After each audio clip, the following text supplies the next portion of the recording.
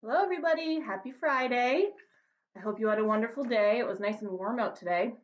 Mr. Rickenbach and I just came back from a little run and we encountered a lot of people out and about today. I'm sure you were as well. I wanted to do one more read aloud before the weekend. Maybe I'll get another one in this weekend. If not, I will definitely do another one on Monday. Um, this is a book you may have read before. It's called The Last Stop on Market Street. It was actually the 2016 Newbery Medal winner, which means it was a distinguished children's book. That's who gets a Newbery Medal. So this is a very important book that was written by Matt De La Pena, pictures by Christian Robinson. Okay. So again, Last Stop on Market Street, and this is in our classroom library. Mr. Rickenbach is behind the screen making faces to try to get me to laugh right now.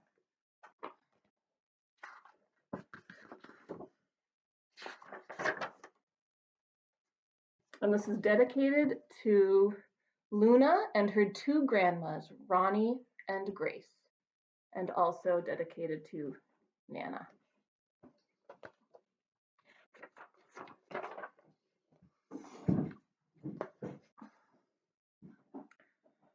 CJ pushed through the church doors, skipped down the steps. The outside air smelled like freedom, but it also smelled like rain, which freckled CJ's shirt and dripped down his nose.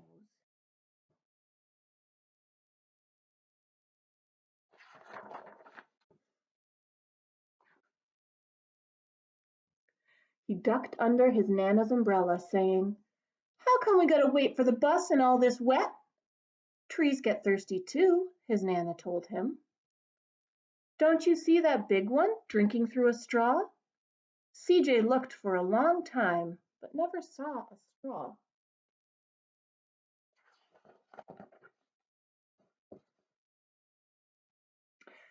From the bus stop, he watched water pool on flower petals, watched rain patter against the windshield of a nearby car.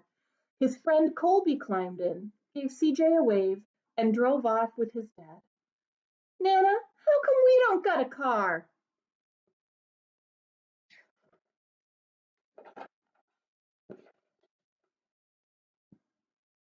"Boy, what do we need a car for? We got a bus that breathes fire, and old Mr. Dennis, who always has a trick for you." The bus creaked to a stop in front of them. It sighed and sagged, and the doors swung open.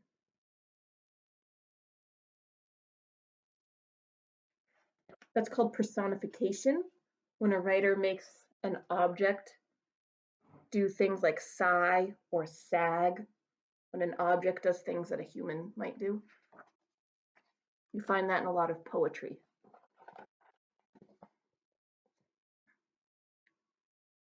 "What's that I see?" Mr. Dennis asked. He pulled a coin from behind CJ's ear, placed it in his palm. Nana laughed her deep laugh and pushed CJ along. They sat right up front. The man across the way was tuning a guitar. An old woman with curlers had butterflies in a jar.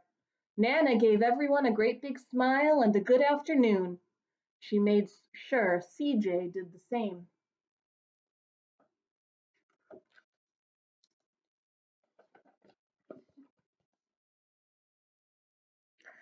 The bus lurched forward and stopped. Nana hummed as she knit. "How come we always gotta go here after church?" CJ said. "Miguel and Colby never have to go nowhere."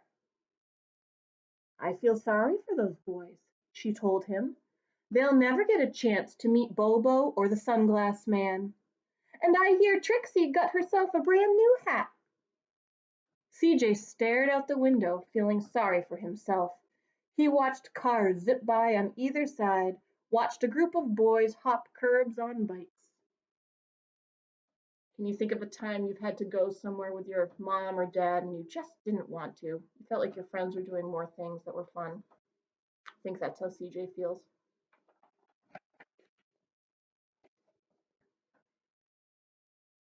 A man climbed aboard with a spotted dog. CJ gave up his seat. How come that man can't see? Boy, what do you know about seeing? Nana told him. Some people watch the world with their ears. What does she mean by that? That's a fact. Their noses, too, the man said, sniffing at the air. That's a mighty fine perfume you're wearing today, ma'am. Nana squeezed the man's hand and laughed her deep laugh.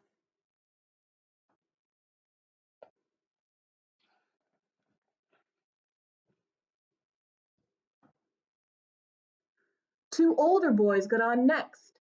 CJ watched as they moved on by and stood in back. Sure wish I had one of those, he said. Nana set down her knitting. What for? You got the real live thing sitting across from you. Why don't you ask the man if he'll play us a song? He was talking about their headphones, I think. CJ didn't have to. The guitar player was already plucking strings and beginning to sing. To feel the magic of music, the blind man whispered. I like to close my eyes. Nana closed hers too. So did CJ and the spotted dog.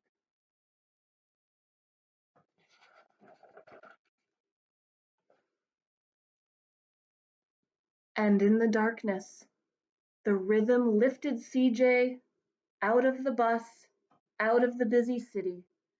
He saw sunset colors swirling over crashing waves, saw a family of hawks slicing through the sky, saw the old woman's butterflies dancing free in the light of the moon.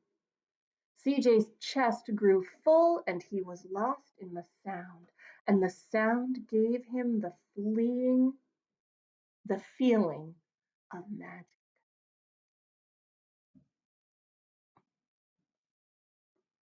I love the describing words on that page.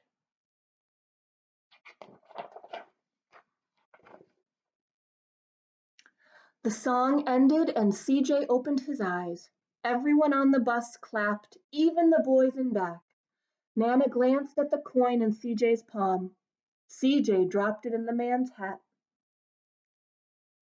Last stop on Market Street, Mr. Dennis called.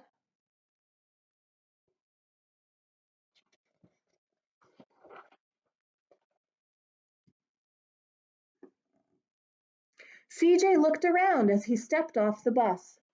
Crumbling sidewalks and broken down doors, graffiti-tagged windows and boarded-up stores. He reached for his Nana's hand. How come it's always so dirty over here? She smiled and pointed to the sky. Sometimes when you're surrounded by dirt, CJ, you're a better witness for what's beautiful. Think about what she means by that. Is it easier to see beautiful things when you're in a place that's maybe dirtier? Spot them easier? CJ saw the perfect rainbow arching over their soup kitchen. He wondered how his Nana always found beautiful where he never even thought to look. He looked all around them again, at the bus rounding the corner out of sight, and the broken street lamps still lit up bright, and the stray cat shadows moving across the wall.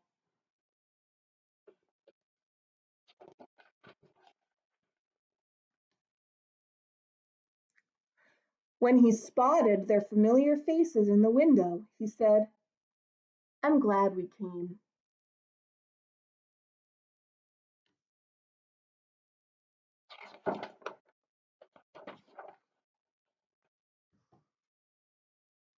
He thought his Nana might laugh her deep laugh, but she didn't. She patted him on the head and told him, Me too, CJ. Now come on.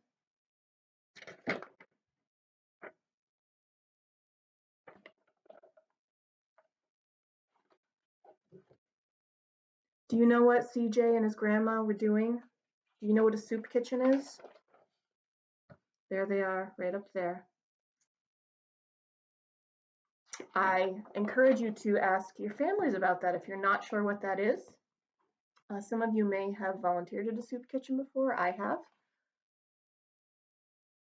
And there they are leaving together. So again, miss you all. I will be in touch soon. Take care. Bye.